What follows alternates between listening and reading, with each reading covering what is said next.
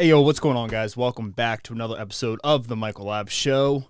I hope you're doing well. I hope you're enjoying your week. It is Tuesday. Happy Tuesday.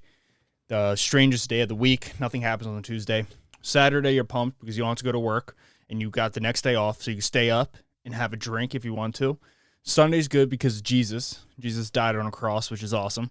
Monday, I like Monday a lot because you just kind of get the feeling like we're back, we're working hard, we're going to crush our goals, we're going to take over the world. Wednesday is great because Wednesday's a hump day, right? It's named after me. And you know that you're halfway done with the week, so you're closer to the weekend, which is nice. Thursday's cool because essentially it's a new Friday nowadays. Like, people don't...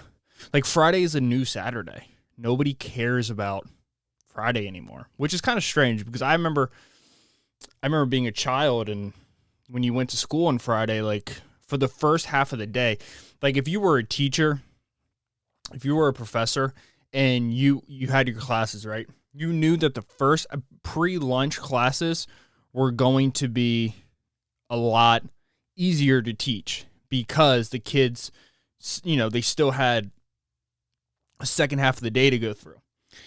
But if you're a teacher, you knew that after lunch was going to be all hell. Like, all hell was going to break loose because no one cared anymore. People want to be done. People were done with school week. But Tuesday just sits there and it does nothing. It's just miserable. It's like between the get your nose to the cement and work hard, and then it has Wednesday, which is hump day, which, you know, you're about to get, you know, the weekend's upon you. Tuesday sucks. And I don't know why I picked my podcast on Tuesday, but I think it's because of that exact reason.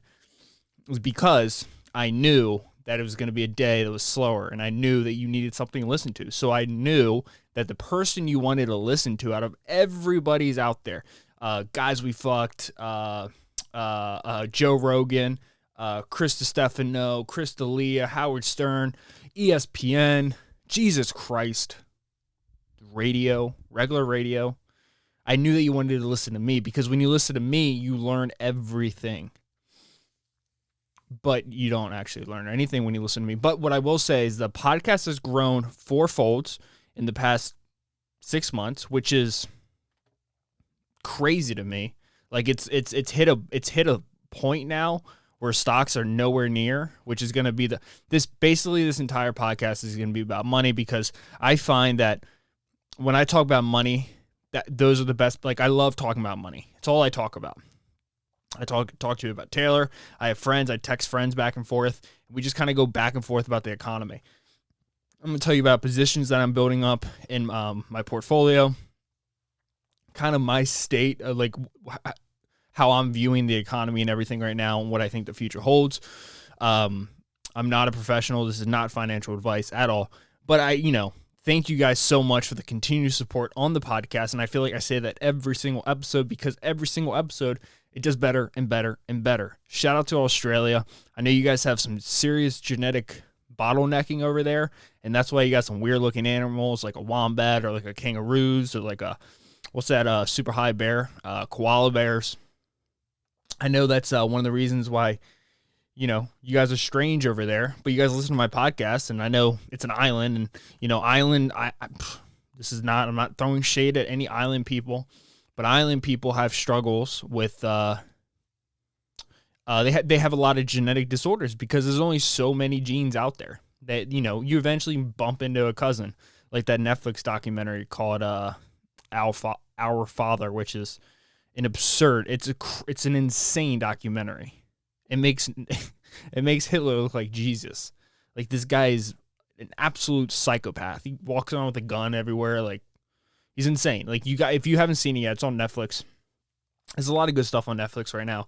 By the time this podcast airs, I would have already watched season 6 of the Peaky Blinders, which I was looking forward to for two weeks. I started Peaky Blinders basically because I've always seen it. It's always kind of been like around. Like, I see it. I don't think I see it on like suggestions, but I see it scrolling through other shows. Like, I've seen it in the background of like Queen's Gambit.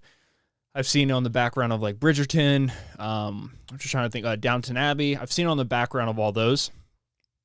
And then I just decided one day, then I saw on Twitter that like while they're filming season 6, they had something explode. I was like, oh, cool. That's intense. So then I decided to watch it.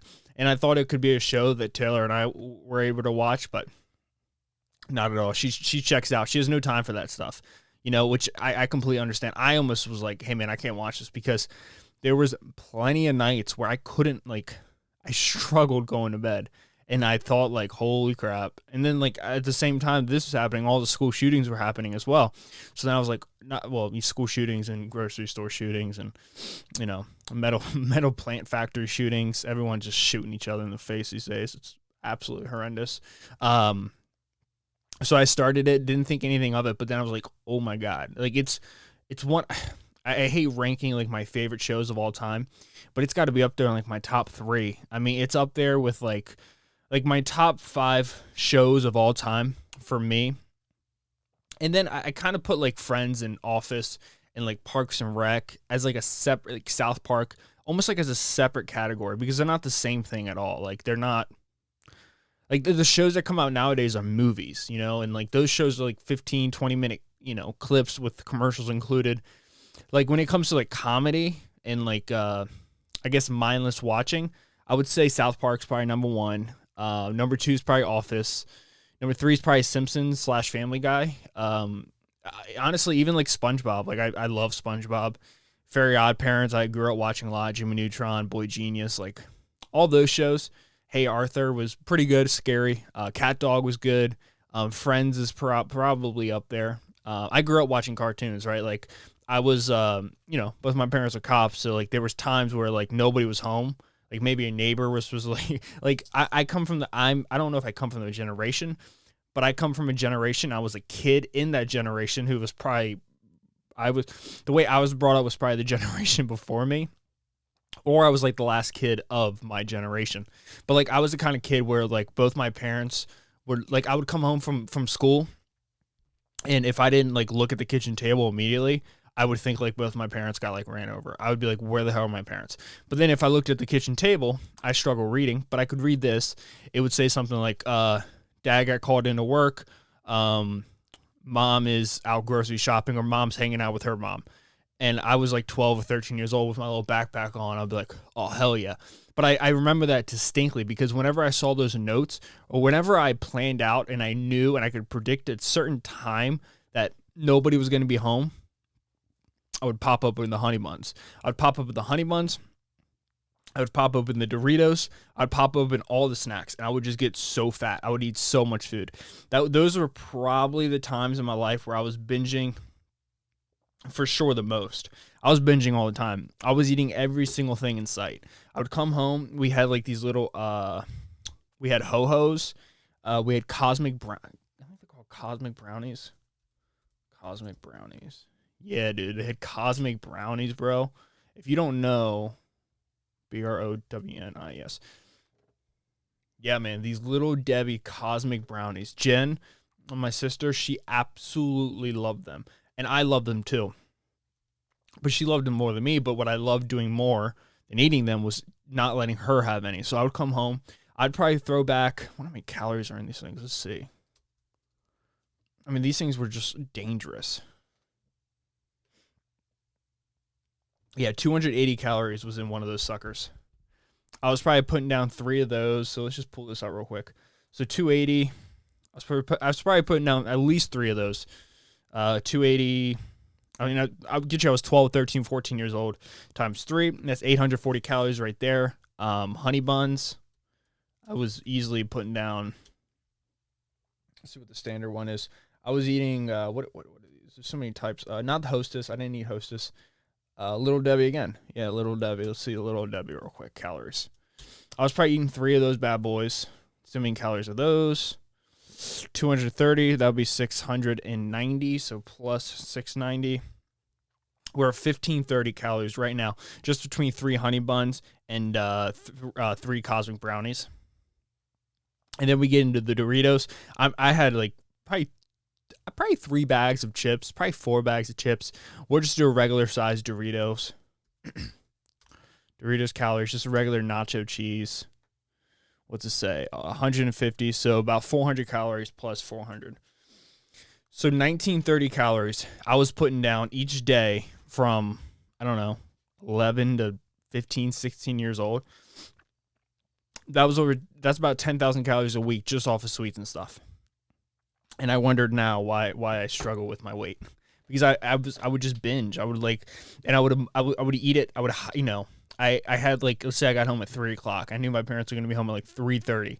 Well, I had to get all the food and I had to be done with everything by 3:20, just in case they decided to come home a little bit earlier, which was always the worst. Like as a child, if you were like prepared for your parents to be home at 3:30 and you heard the garage door open at like 3:20, it was absolute chaos.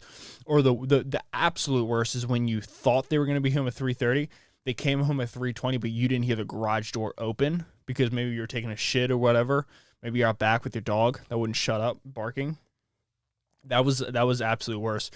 Or like sometimes they would tell you they'd be home at a certain time, and then they would like keep the garage door open, or you would forget to close the garage door and they would walk in, and you weren't doing anything odd. You were just like sitting there watching diners, drive-ins and dives, and wolfing down 9 snacks, and then there was always that moment where like, because you're not doing anything wrong, right? You're just eating, but you're binge eating. So like you're eating way too much. So like that was always that awkward conversation. Like my mom would be like, "Hey Mike, like how many of these did you have?" And I'd be like, "Ugh." I would always lie. I remember I used to take the wrappers and I would stuff the wrappers underneath my bed because I thought my parents would go into the trash can, count how many wrappers I had, and then like scold me for that. Like you said you only had 4 Little Debbies, like you had 6 because I counted the wrappers. Like I was always paranoid about that stuff. I don't know what we were talking about. Tuesdays, maybe? I don't know. Tuesday stories, Mark Norman, Joe List. Yeah, but there was nothing worse than that. There was nothing worse than hearing that garage door open. You would just, it was hell. It was hell. And I know a lot of kids like had parents when they got home. I didn't have parents when I had parents, but like they weren't home. Like my parents weren't home. My mom and my dad were out working. Like they were both full-time police officers. Like there was not, like I remember when I first started dating Taylor, we would have conversations. She would be like, my mom was home all the time. I was like, what? That's so mind blowing to me. My mom was out there just out there working all the time. I think personally for me, like, I like that. I think a lot of that has to, I always think like why at such an early age, I kind of just, I feel like from an early age, I just kind of floated around in the world and I kind of just became my own person. Like I became very self-sustaining. So I was very self-sustained, like self-sustainable. I didn't need people to like give me things or do things for me. I would just do it myself or I'd take it myself. I think a lot of that has to do with that, like coming up from as a child, being born into 2 parents who worked full time. You had to learn to do things yourself. You had to learn to cook for yourself. I think that might be one of the reasons why I love cooking. You had to learn how to like get on the bus yourself, which is like it seems like something that it's not difficult, but like it's hard, it's hard when you're like 12, 13 years old and you're 8th grade, 7th grade, you're going through puberty. And not me, I didn't start till I was like 16, 17, which is, probably later than that. I don't think I think I just recently like finished puberty. I don't think it was like a thing that, I don't think it was a thing that I finished like when I was 20, like most dudes. I honestly feel like I was still popping off testosterone until I was like 23, 24. But I've never really thought about this until right now in this episode where, and this is episode 260, by the way, which is, I don't even know where to like start with that. I don't even know like where to take that information anymore. Like 260 episodes, like there's this world out there that I've created with my voice. And I don't know, like, it's so fascinating because, let me finish what I was trying to say, but like, I feel like that has a lot to do with the person that I am today. I'm very self-reliable. I do things on my own. I don't worry about, I'm very capable of living a life just by myself. I don't need that much stuff. I love having Taylor though. So that's, I would rather have that than be on my own. But if I had to, I could survive. You know, I've been cooking for myself. I've been clothing myself, getting myself up early to go take the bus to school. Like, you know, that stuff that might have to do a lot with the person I am today. But like, back to what I was saying about like, I'm all over the place today. I apologize for that, guys, but that's just, you know, this is the Michael Lab Show, and Maniac Michael over here. I don't know what's ever happening. I just kind of riff. And that's, you know, lately for the episodes, I have been kind of like trying to take a new stance on the podcast. I've been trying to do a lot less, like news stuff. I've been trying to do a lot less like preparation, honestly. Like before I would do my episodes, I would have like a notes thing up here and I would have 50 topics. I would sit down and I would have one in mind when I sat down, but I would keep the thing up just in case I felt like I ran out. But what I started noticing is I was just covering like, I felt like I was doing a podcast where I felt like I had to be covering certain things. And I didn't like that. You know, I think whenever you're an artist, and I consider podcasting an art, I don't consider myself an artist, but I do art. I think podcasting is an art. Like I think it's a new form of communication, right? It's you know, being a radio host is art. You know, being a good writer is an art. Like being able to communicate your thoughts, and like whenever you have an audience, that people that listen to you come back each Tuesday at 6:00 in the morning, Eastern Standard Time, 3 a.m. California time. Whenever you have a consistent base of listening to you, I think that's art. You know, I think what I created is art. And like, you know, I think I felt like the path I was going down was the path that I think I needed to be going down.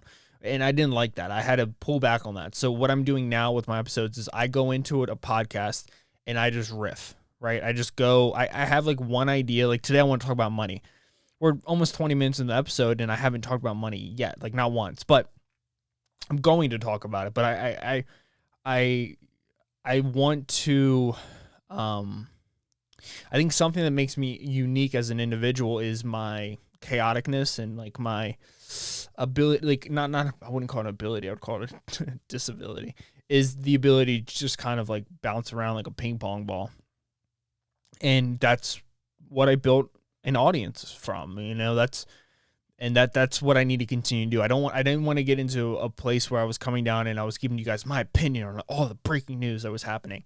And I think like all the shootings kind of made me go like, let's back off of that a little bit.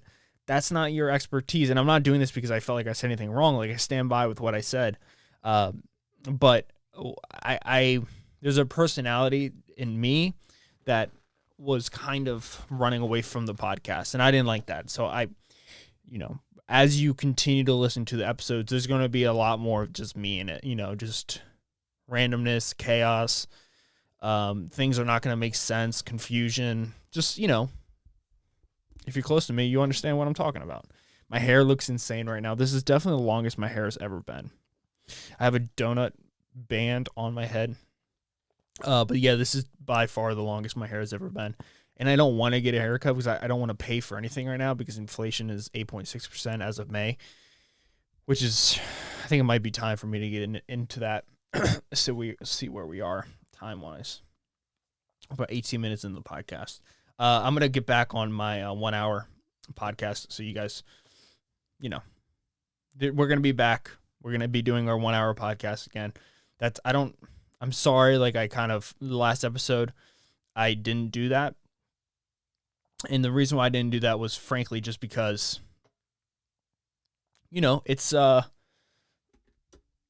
sometimes you do an episode and you're kind of out of it. You know, there's like other things going on in your life, and you know, you just can't, there's nothing really happening in the world, and you don't really have an opinion on anything, and you just don't really want to riff. So I didn't riff for an hour. I did it for like 40 minutes. But an hour is like my goal. Like an hour I think is a good podcast. Like I know for me, like I listen to podcasts that are 45 minutes. I don't really care too much because I dash all day, which by the way, I'm looking for like jobs again.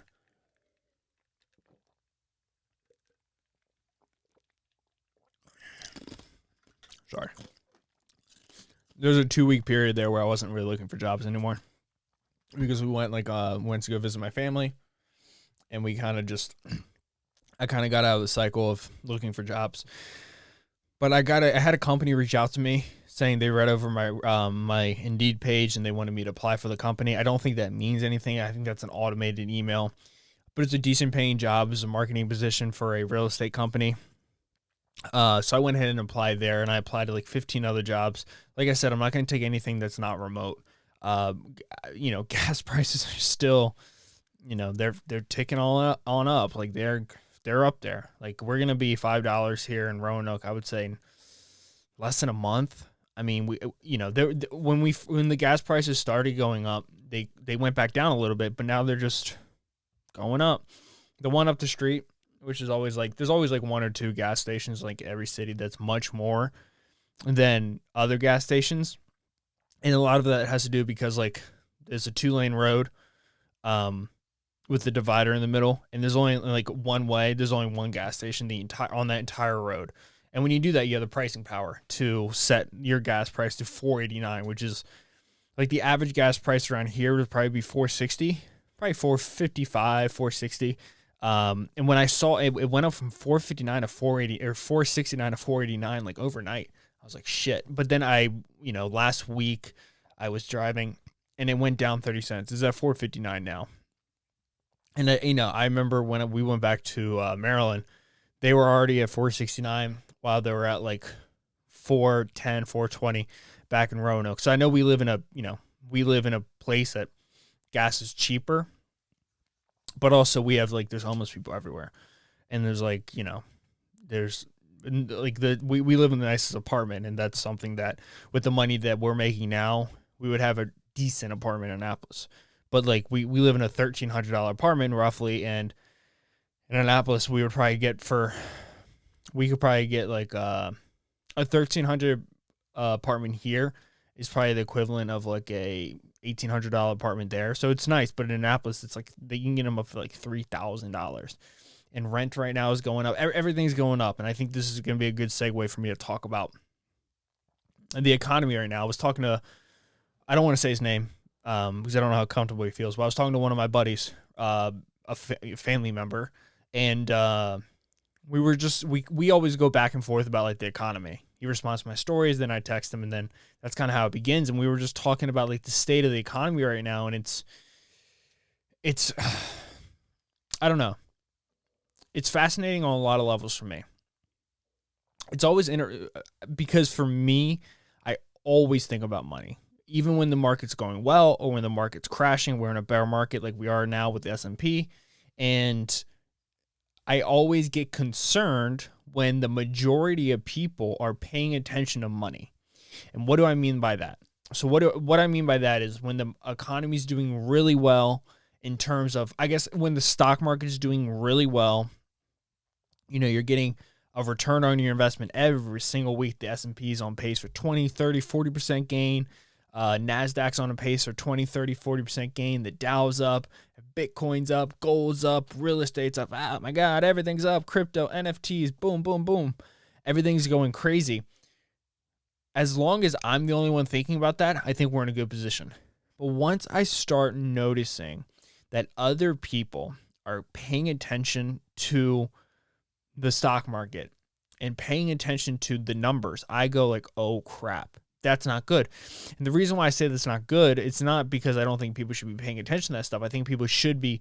I don't see a reason to ever use an investment broker unless that's, unless you feel like you don't want to pay attention to money and you're just offloading, you're willing to pay a 2% fine each year, which is a 2% return on $1 million investment, a lot of money, $20,000. For me, I don't want to pay somebody that. But if you're somebody who does want to do that, then go ahead. But when I see that the whole world's paying attention and putting the money, dumping the money, turn their cash into assets, to me, that's scary because you're lighting you're throwing gas on a fire. So like it gets way too hot. Like the economy gets way too hot. There's so much money going in the stock market, and there's this idea that there's fundamentals in stocks, which I haven't always believed, but it's a true thing. Like a company true value is not, well, the true value is whatever the value is, but there's like an earnings to stock to earnings ratio. How much what's the revenue a company's making versus how much is their stock? What is their total number of stocks outstanding versus how much revenue are they making each quarter? And so then like you take a company like, I don't know, Roblox, or you take a company like a non-profiting company like Stitch Fix, or I want to say Netflix, but they are profiting. But yeah, let's just say Stitch Fix for a second. I don't really know what their business model is, but I do know they're not growing off of a profit. They're growing off of it's a company. It's a cheaper company. It's a trendy company. People are talking about it.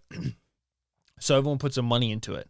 And so the stock price goes up. The market cap goes from 100 million maybe to 300 million, or, a billion, let's say. Okay, that's good. That's good. But when a stock goes up, you got to think what's happening. People are taking liquid cash, so savings, bank, literal cash, and they're putting it into an investment, right? So you've just became less like stable in a lot of ways, because you can turn those assets, those investments into cash quickly if you want to, but you probably don't want to do that. You probably want to keep it in there and let it grow. Okay, so you end up getting in this place where everything is growing, but the base of the people they're getting weaker because their cash is shrinking. Their investments are increasing. But what ends up happening is there gets to a point where people go, "Oh my God, the prices are way too expensive right now. I love Tesla, but they should not be $1,300. I'm going to stop investing," which is fine. But then if that happens across the board, then there's a tumbling effect. And usually what sparks that tumbling effect is sometimes it's a natural disaster like a hurricane. In this case, it's a world issue. It's a war with Ukraine versus Russia. And then sometimes it's a collective reasoning of, oh my God, things are so expensive. And why are things so expensive? Because inflation has gone off the handle. And there's this weird thing that's happening right now. If you guys pay attention, I pay attention to it nonstop. Like I'm constantly paying attention to what the market's doing. I'm constantly paying attention to what Joe Biden is saying, Janet Yellen, Jerome Powell, CNBC, Bloomberg. I'm constantly listening. I just absorb that stuff. I love it. I mean, there's a reason why I got hired to be a financial broker. And I have a couple FINRA certifications. Because I love it, I passed my tests first time. Like I love it, and I understand it.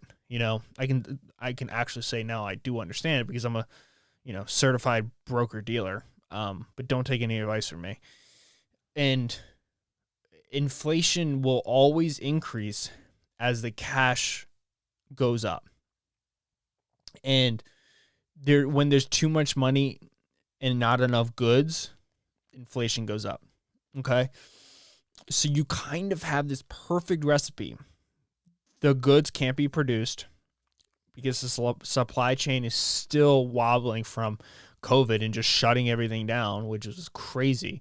Which I hope, like everything that went wrong during the pandemic, I hope the one thing we can realize is we cannot shut down the economy. You can't shut down a machine. That's such a crazy thing to do.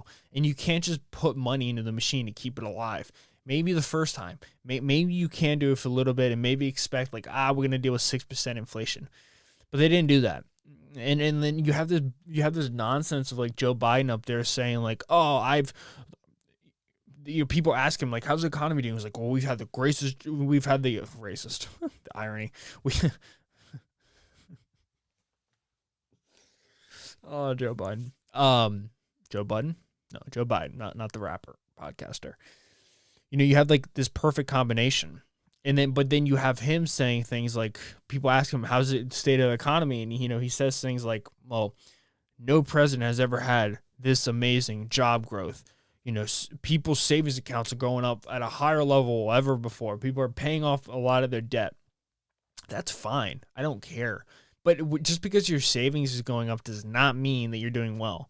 Because when I can fill up my tank of gas for $25 and now it costs me $65 it doesn't matter because I'm going to have to empty that savings account. And like, there's just this weird thing that's like happening in this country where it's like nobody wants to take blame for anything, Like there's this comedian named George Carlin, and he passed away, and he was a brilliant comedian, and he's one of those guys. I'm not saying it's right, it's not right, but he was a white male, and he was a comedian, and the signs of the times, he would use the N-word all the time in a lot of his bits. He would call black people in the audience the N-word. Horrible, definitely a racist thing to do.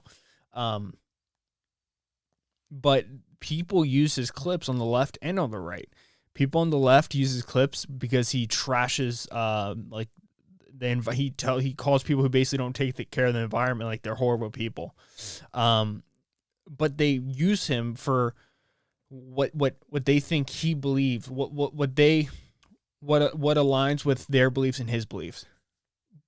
But it's like they're not paying attention, like the fact that he was a racist, at least in that time period, he was racist. But there's just a lot of hypocrisy. There's a lot of nonsense happening right now. And like, I remember sitting in Taylor's grandparents' house back in Bent Mountain during Thanksgiving.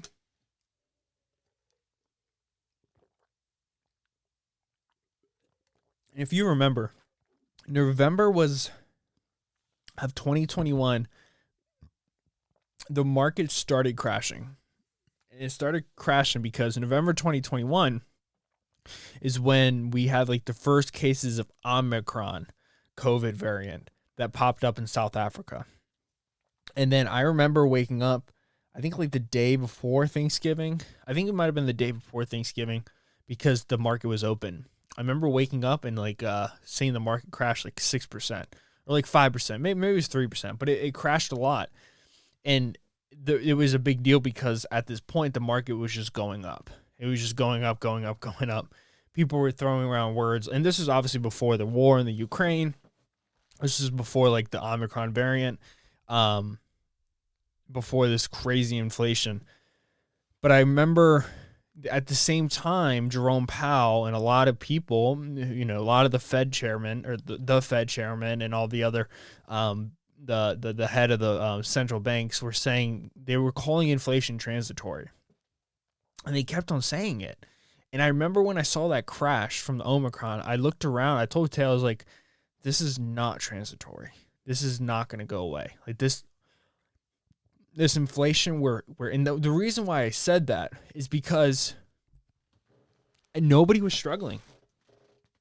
And I know that sounds bad, but you got to understand also, like, in order to get an economy out of inflation, you have to lay people off. Like, inflation is when an economy is doing too well. People are doing too well. There's too much money being made. There's too much money in the system. So in order, it sucks. It's like a double-edged sword. But in order to slow down an economy, you got to lay people off, essentially. Because you got to make it more expensive to borrow money, right? And you got to take money out of the system. And people are constantly taking loans for banks because the interest rates are like negative percent or like 0.25. There's just going to be constant money into the economy because you're supplying new businesses produce new goods get bought, people you need to buy wholesale, money goes out from the businesses, you hire people, you pay the rent, blah blah blah blah blah. You see what I mean? Like you pay the plumber for the toilet, like there's just more money going into the economy. So when Jerome Powell said we're not going to start it, and I think the reason why they didn't start tightening up the economy was because of the war, right? But then and they kept on saying this word transitory, and then it's never been transitory. And a lot of people were thinking last week on Friday, the CPI core price indicator. I think that's what CPI stands for. What does CPI stand for? I think it's core price indicator. Wow. I didn't get anything right. Consumer price index is a measure of the average change over time in the prices paid by urban consumers for a market basket of consumer goods and services. So that's basically what inflation is based off of. But the market's, I mean, I'm losing so much money today. It's kind of mind-boggling. Like just today alone, I can't even tell you guys how much money I lost because it would make me sad just saying it again, like how much money I've lost today. But that's, that's here to stay. That's going to be the new norm. That's going to be the new norm for a while. Hopefully, I'm hoping that it doesn't last that long, but I just don't see, and then because essentially there's like soft landings and there's hard landings, and everyone's afraid of that hard landing. Like everyone's afraid of the economy crashing. In order to get an economy out of a recession, you need to slow down the economy. And a lot of people are worried that the way that they're going to slow down the economy is going to be harsh for the people of the country. And that's my biggest fear. My biggest fear is that light turns on, I was listening to Kevin O'Leary. He said that's what we need. Like we need like a hedge fund to just go belly up because, a lot of these places are over leveraged. Like they take loans out in order to buy other stocks. And if they can't pay back those loans and they go belly up, they got to sell, they got to liquidate all their assets. That's what happened with the Lehman Brothers, right? He's saying that there's a lot of shenanigans happening. I would agree with him. I think there's a lot of shenanigans happening. And if that's what it comes down to, where we have to have a huge hedge fund go belly up and people lose all their money, like, God damn it, dude. As long as it's not Robinhood. But, like, it could be. But, like, that's, if that happens, then we get down to the bottom quicker. The bottom, a.k.a. the market, where the stocks bottom out. And these times are so interesting to me because if you can hold on during this time, if you can manage to get by, pay all your expenses, have fun a little bit here and there during this time of the economy, but you still have the capability to turn some cash into investments. Like if you could still make money work for you during this time, which is hard, right? Because you need cash in order to survive. Like you can't go to a store and say, hey guys, I'll trade you. I'm going to buy that gallon of milk with an eighth of an Apple stock. They'll look at you like you have 8 heads. Like, no, you can't do that. You got to turn your assets into cash. Cash is king, right? You got to buy things with cash or you got to use credit, which is a topic for a different podcast episode. Maybe not. I might talk about it, but anyways, but if you can survive these times, get by, and you can still manage to put some cash into investments, you will do better in the future because the stock market will go back up to record highs. It could go back to record highs by the end of the year, but there's these moments. This is wealth transfer, right? There's this wealth gap in the country, and the wealth gap gets bigger and bigger each time there's a period where there is a crash in the market. Why? Why is that a thing? Why does a wealth gap become bigger during crashes? Well, the main reason essentially is when the economy is doing bad, if you are in the lower end, middle class, or middle class going towards the lower end, you are already struggling to get by. So any investments you have, I don't care what it is, you see it, like people sell their cars because you need that cash. People sell their houses, and that's what sucks is because during a crash, also the housing market goes down too. So you don't make as much money as you would have if you sold when it was high.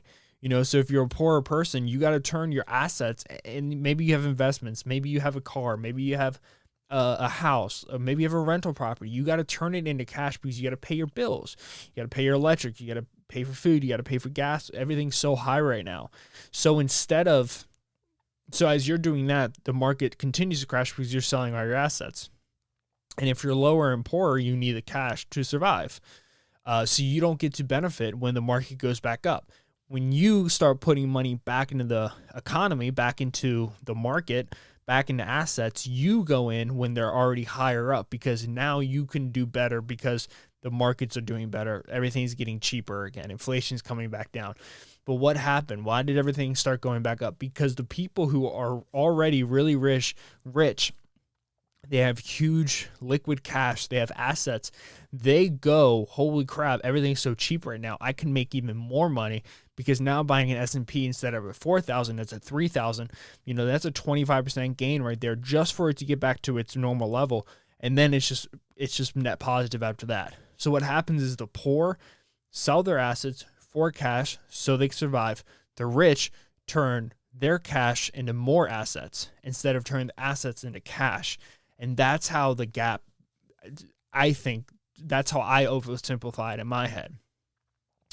That's how the gap becomes wider and wider and wider, because instead of like 5% of the world or the common consumer, you and I, being, 5% of the stocks are in our names, it goes to 4% because BlackRock and these huge the Dalio company, Ray Dalio, like these huge hedge fund managers, these huge portfolio managers, these huge investment capitalists, venture capitalists buy up everything, right? So then the gap just becomes bigger and bigger. So then when we get to the point where everything starts settling down, the poor and the rich go, or the poor and the middle class goes, hey man, I don't have any investments, bro. All I have is cash.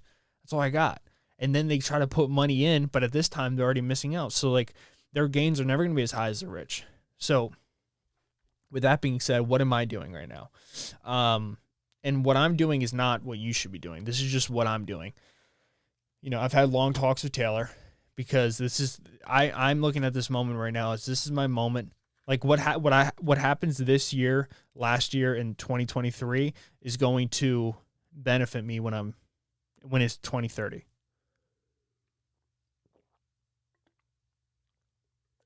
Like the market's down. I think the Nasdaq's off like 20%. 25%, maybe even 30% off its all-time high. ATH, all-time high. And I think the S&P's down like 20% almost. If we can, Taylor and I, if we can do a thing, which we're not rich, we're middle class, but if we can, which we can because we're lucky because we do have an elevated savings account, so if we can do a thing where we can continue to invest into this market right now while prices are suppressed, and we can get in at lower prices, and we can ride that out, just keep buying as it slowly starts bottoming out, and once it craters, we can keep buying. If we can get that extra 10% when it goes down, that's a 20% when it goes up, because 10% plus 10% of it getting out of the hole. That extra 10, 15, 20% in 5 years with the compound is life-changing. Like a 20% return on $1 million investment is a $200,000 return instead of a 5% return, which is a $50,000 investment. That's $150,000 difference. So basically what we are deciding to do, what we've done, is what I've kind of led the way on, is we kind of cut back on some of our expenses, which is what a lot of people are doing. But we're doing it not because we have to. We're doing it because we voluntarily want to do it, because we want to buy up as much as we can right now as the economy is slowly going down. And that's what we've been doing. It's been working well. Like I've been able to drive down my average cost, because all I own is QQQ and Vanguard S&P 500. I also kind of want to get into, holy shit, sorry. Let me fix that real quick. Is that better? Maybe not. I also want to kind of get into like a new position that I opened, one that's going to pay me a monthly dividend. I think it's 28 cents per share, and the share is like $67, which is something I've always wanted to get into. I'll get into that. But that's kind of how we set it up. We set it up where we've taken all our expenses. We've done our debt to income ratio. We kind of went, how much do we have to make to survive? And then we take like a percentage of that and we invest that every single week. So we've been investing every single week, which I do, but I've increased it more aggressively. So I'm increasing more each week. And it's pulling down my average cost on everything by a couple percentage points, honestly. And like that's going to pay off in the long run. So we cut down our expenses. We increased our income. We're doing other things for money now. Like we're wag walking now. We're wag sitting. Sorry, I don't want to get sick on the podcast. It's also, I get out of breath too when I talk for an hour straight. Just cut down expenses, making more money, not going out to eat. We never really do that. But we're just basically increased our investments because we're middle class. But I told her, hey man, if we can double it down right now, this is going to pay off in the future. Like I promise you, it's going to pay off in the future, and it has been paying off. We've been able to pull down our average investments, and it's gonna make us a lot wealthier in the future. And that's what sucks right now, is because a lot of people are like every time there's a drop day. The reason why whenever the market drops 3% like it did last Friday is because as of 11:45 that could change, but it's because people are turning assets into cash. A lot of it is people are getting out. Maybe people are taking their gains, which there may not be a lot of gains left on a lot of things. But the majority of it is people are getting out because they're just going to wait until the market goes down so they don't have to lose as much. Maybe it's a loss, but they need that cash. Or maybe it's an older person who's been in since the 1950s and is up, 5,000%. And he's like, I'll get out. I'll be up 4,998%, whatever. I'm good. I'm retired. I'll put it into treasury bonds where I can get a 2% yield each year. And I don't, my money's guaranteed. COVID said, hold my beer on that one.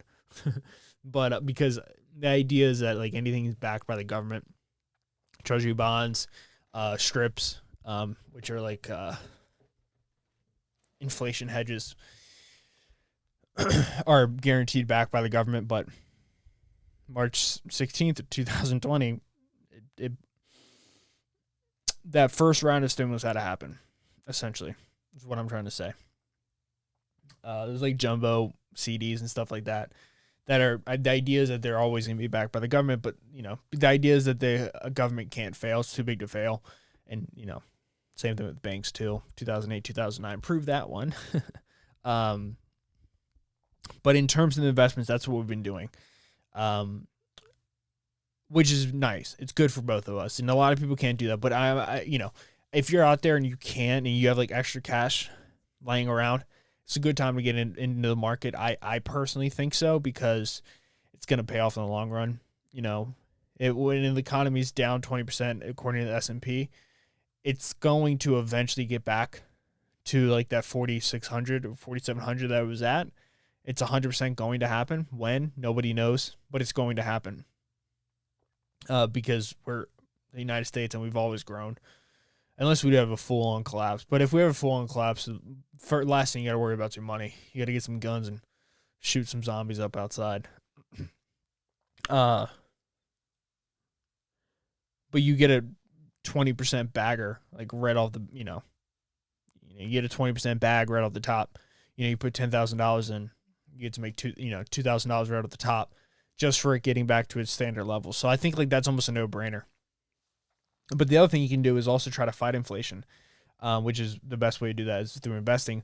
But what I've decided to do for myself, which I don't think Taylor is, she might do it, but I've been doing it, is I finally opened up a position into a monthly paying dividend stock. Technically, it's called a REIT, real estate investment. T, I forget what the T stands for.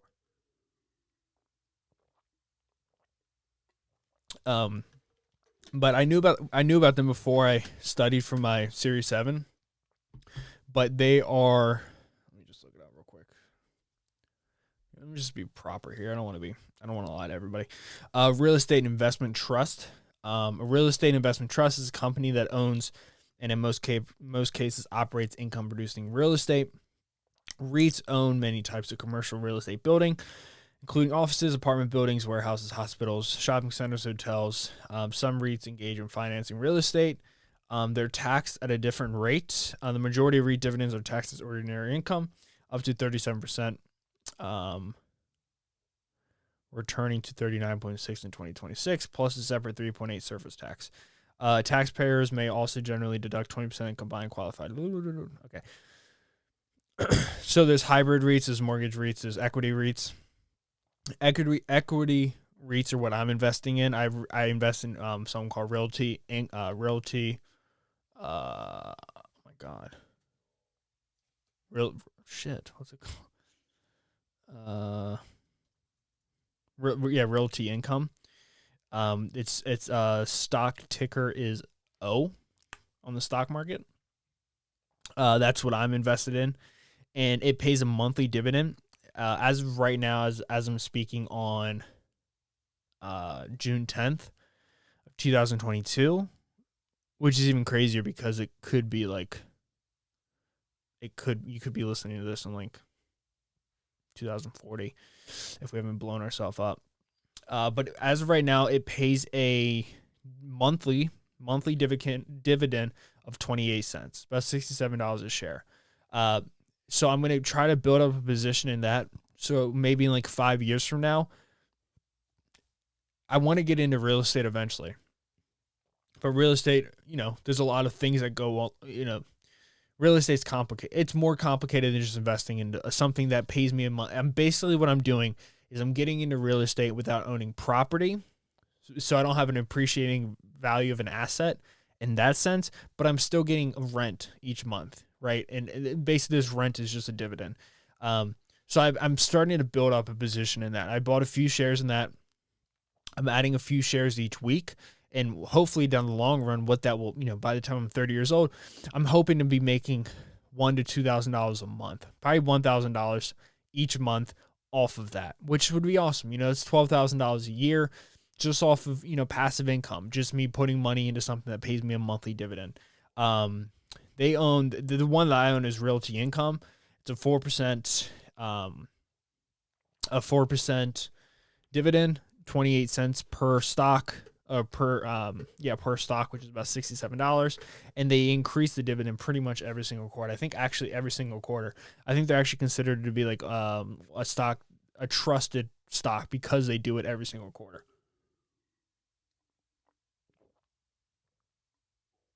You have other ones like and like in order to qualify for a REIT, you got to like give out, I think 75% of the money you make has to what the heck is this?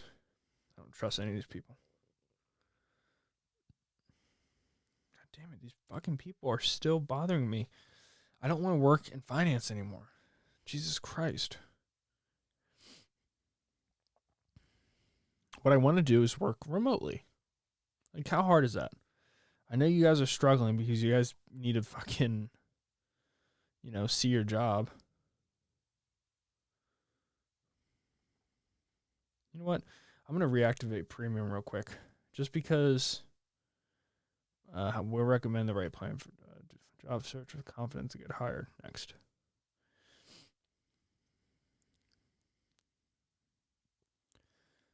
Oh, fuck that. Not $40 a month. Get the fuck out of here. I'm not paying that much.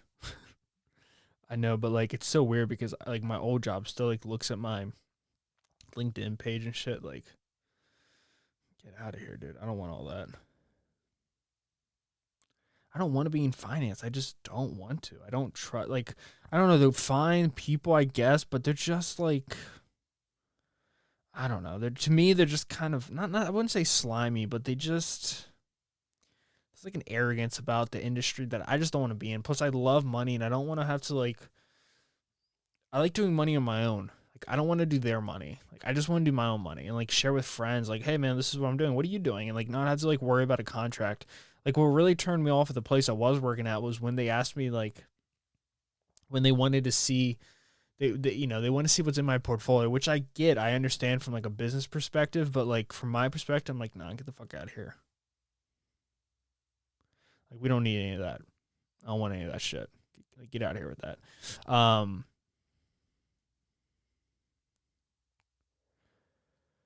But yeah, back to the money situation. Let me get back for the last 5 minutes. Let me focus here and talk to you guys about my money situation. So that's what I've been putting my money into, and so I cut back a little bit on my investments into my ETFs, just a little bit.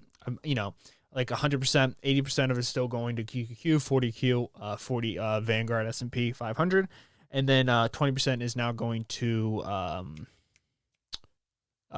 Realty Income. Because they pay a 28 cents per stock monthly dividend. And they own a lot of different things. They own, let me just see right here. Okay.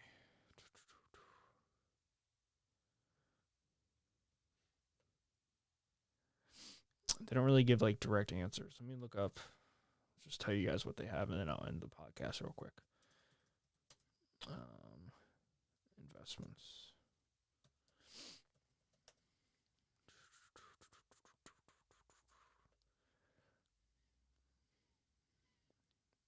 Let me see.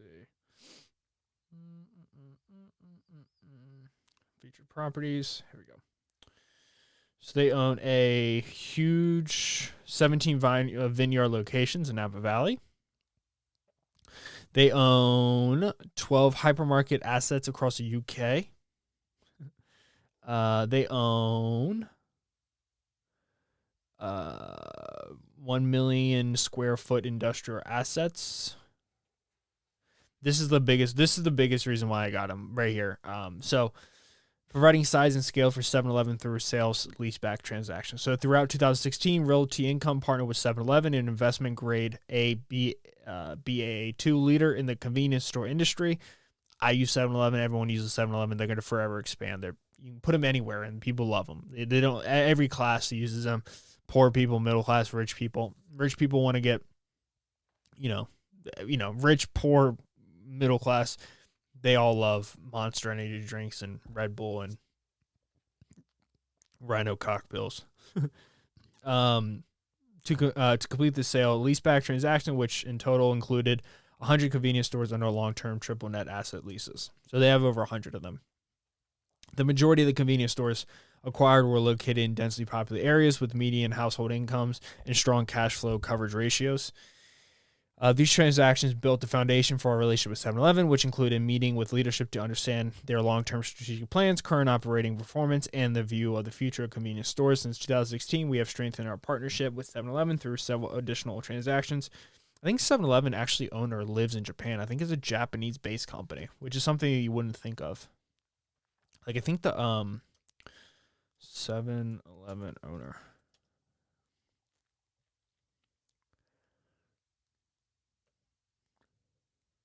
It's an American who found it.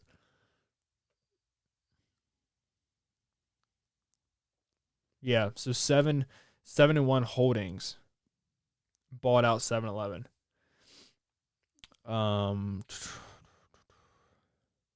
Yeah.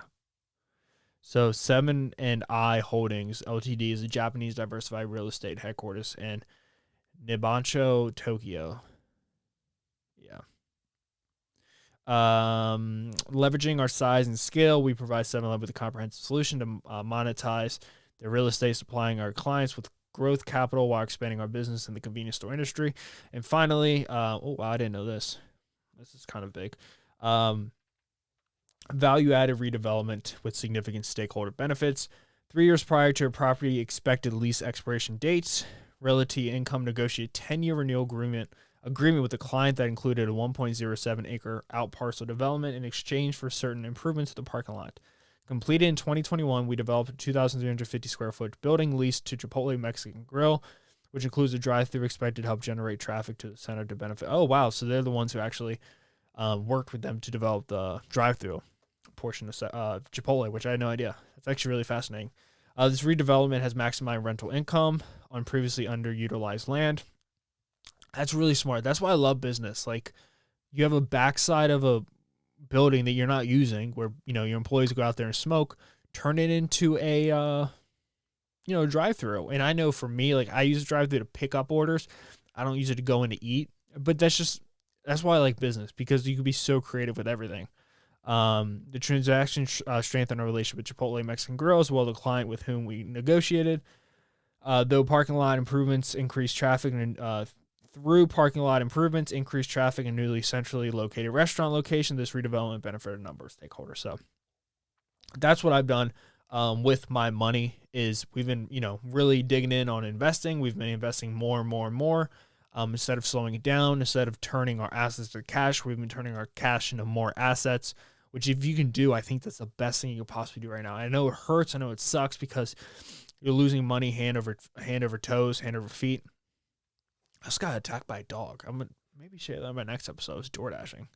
I got fucked up by a dog. I was pissed. I was so mad. I was like punted a little bastard across the yard. A little teenage punk came out. Anyways. But yeah, that's what I've been doing with my money. I'm going to continue to do that with my money. I think that's the best option right now because I think we might be in it in the old trench holes for probably 6 more months, maybe a year. We could eventually hit a recession. I just don't think we will, but we might. I don't know what I'm talking about ever though. But yeah, that's what I'm doing with my money. Let me know what you guys are doing with your money. But that's it, guys. So all I really wanted to cover today. It was me getting fat, me talking about money, where we are in an economy, this fake inflation narrative that we have going on in this country, and how we're fucked. And if, like, it's rough right now. It's rough out there. There's blood in the streets, man. And you know what they say about the stock market? It indicates it's a lagging indicator, or it's a leading indicator of the rest of the economy. And the market's been going down for about 3 months now, and now the everyday people are catching up because the stock market does not indicate the everyday people. It usually indicates the rich, those who can have money in the market. But it's catching up now. Gas is just exploding. Everything's so expensive now. It's like, this is, hey, at least we don't have mean tweets, right? I'm just kidding. It could have happened under Trump's administration too. We had a war with Ukraine. Like, there's some things that are just out of our control. I don't believe that either. We're the United States. Everything that happens, I think we have a huge input in. So yeah, thank you guys so much for listening to the podcast, episode 260 of the Michael Lapp Show. I'll catch you guys next week. Have a beautiful, beautiful week. Enjoy the weather. Stay safe. I'll see you guys next Tuesday. Peace out. See ya.